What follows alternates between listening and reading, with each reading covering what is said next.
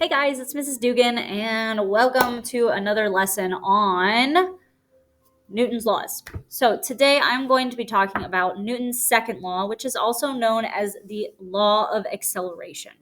And if you want, I have a link at the bottom in the description of this for our notes that we are taking today. So if you want to print them off or get another sheet of paper, you can take those notes. They are fill in the blank. So yesterday, we talked about Newton's first law, which was the law of inertia.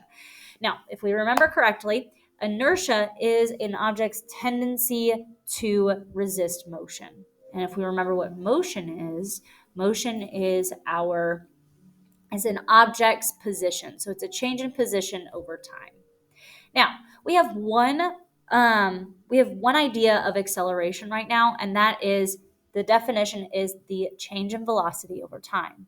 Now, Newton didn't really decide, but he came up with a second definition. And that second definition is acceleration is force divided by mass. So what does that mean? That's what we're really going to start talking about. So first things first, let's go over a little bit more review. We have balanced and unbalanced forces. Now we know from our first part in our lesson that balanced forces are equal forces. That means that there is no change in movement. Okay, if something is going at the same speed and there's nothing going to stop it, it's going to continue to go at that same speed because it has a balanced force. And if you have an unequal force, then those forces are unequal. There's something acting on your object to make it change a cause in motion and change motion. Maybe that's speeding up, slowing down, or changing direction. So, this first one, the car is speeding up in the direction of the arrow. What direction is the net force? Well, if it's speeding up, then this car is moving forward. So the net force is going to propel it forward, which means the net force is going in the same direction. So if something is accelerating, that means that it's speeding up, right? Because acceleration happens when an object is speeding up, slowing down, and changing direction. Okay. Next one, if the car is still moving in the direction of the arrow, but now it's putting on its brakes and it's slowing down, what is the direction of the net force? It would be, if it's slowing down, that means that we've put on the brake, okay? So the car is going to slow down and we're experiencing that force of friction. So the net force is going to be in the opposite direction because it is trying to change the movement or the motion of the car. This is still acceleration. We know this as deceleration. You're decelerating, okay? It can be a little bit confusing because we do think of acceleration as only going quicker. But what we know again is that acceleration happens when things are slowing down, speeding up, and changing direction. Okay.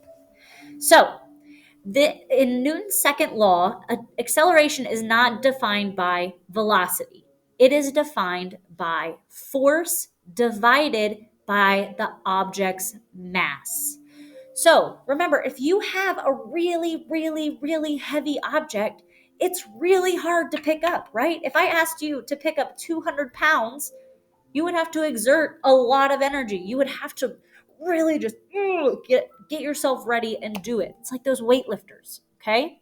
So if you have a really big mass, you have to apply a really big force in order for that object to move. Now, again, acceleration happens when there is a change in speed, a change in direction, or both. Think about it if you're going down the highway, right? And you're going down and your parents are going 70 miles an hour. And all of a sudden they slam on their brakes because there's a crash. You're still accelerating, but you're accelerating in the opposite direction. You're slowing down. You're experiencing an unbalanced force. Now, you're going down the highway again, or maybe you're going down your neighborhood street and you have to make a right-hand turn. You're accelerating in a different direction. Yes, maybe you are slowing down, you're decelerating, but you're going into a different direction, so you are going to still experience acceleration. All right, here's Newton. He's doing a lot of thinking, He's thinking, well, Whenever I see acceleration, there are forces at work. What could I really do? Again, this is probably not what Isaac Newton thinks. He's probably a lot smarter than I am. But actually, I know for sure he's a lot smarter than I am. I didn't come up with acceleration. Alrighty, so let's see. Next, acceleration. This is how your equation is written out. Acceleration is net force divided by mass. And the way that you would see it on an equation sheet in our class or any other place is going to be A equals F over M, or AFM. If you look at it, it's kind of a triangle. We have the FAM triangle. That's what we're going to go into next. So here's your triangle. Just like with our speed, direction, and time triangle, you are going to experience the same thing when you're trying to figure out your variables. Here's our little class mascot, Langston, and he is meditating over the A. So when he meditates over the A, he is solving for acceleration. So acceleration is net force divided by mass. And that means that A equals F over M. If he was solving for force, he'd find his way over to the F right here, and we would know that net force is mass times acceleration, or F equals ma. And finally, if he decided he needed to find mass, he would go over to the m, covering up the m, and we would find that mass equals force divided by acceleration. Now, the next 3 questions we have are practice problems. I want you to try those by yourself, and the answers and the work will be linked in the description below. I hope y'all have a great day, and remember, science is awesome. Have a good one.